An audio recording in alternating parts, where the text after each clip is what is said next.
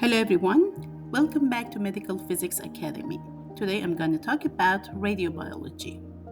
Radiation plays a pivotal role in medical treatments, particularly in cancer therapy. It interacts with biological tissues in two main ways: directly by causing DNA strand breaks, and indirectly by generating free radicals that damage cellular components.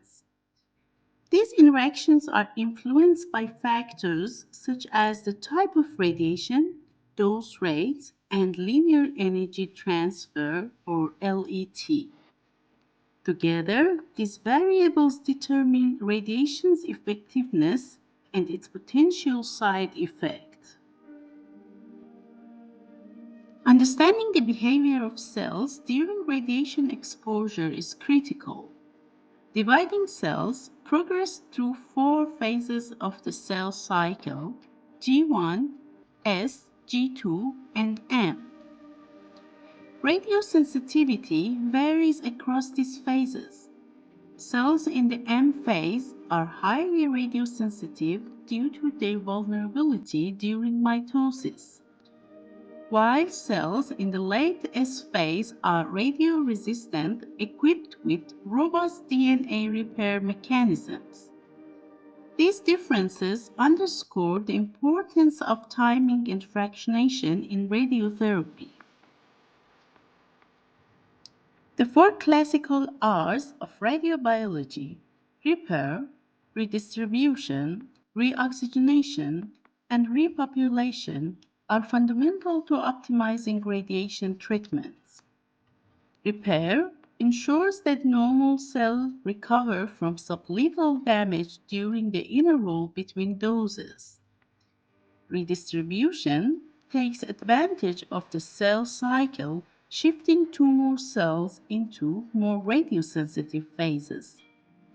Reoxygenation addresses tumor hypoxia as radiation depletes well-oxygenated cells, allowing hypoxic regions to reoxygenate, making them more sensitive to subsequent doses. And repopulation highlights the competition between tumor regrowth and normal tissue recovery, which must be carefully balanced. Fractionation schedules are designed to maximize these benefits while minimizing damage to healthy tissues.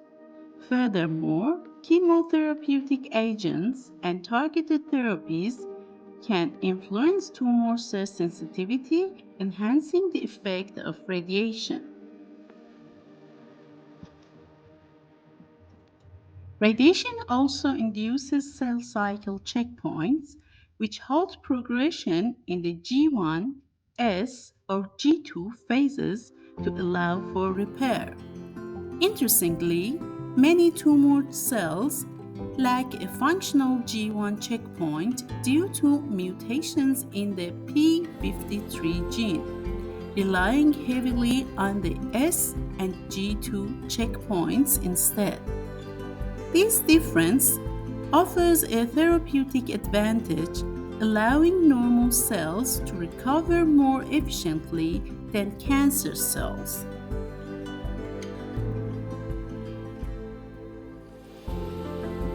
The response of cells to radiation is modeled using survival curves, often described by the linear quadratic equation. Here, alpha represents single-track damage, while beta accounts for double-track interactions. At low doses, cell killing is mostly linear, but as doses increase, quadratic effect becomes significant.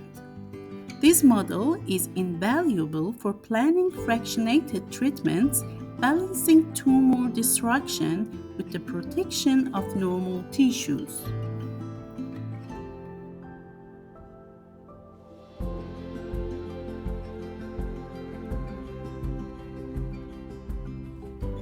Finally, treatment outcomes are evaluated using probabilities. Tumor control probability, TCP, the likelihood of eradicating all tumor cells with a given dose. and normal tissue complication probability (NTCP), the risk of damage to healthy tissues.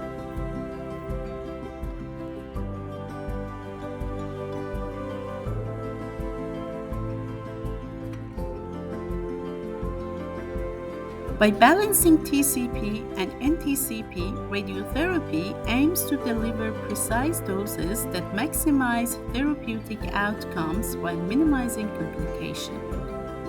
Radiobiology continues to shape modern cancer therapy, driving advancements that improve survival rates and reduce side effects.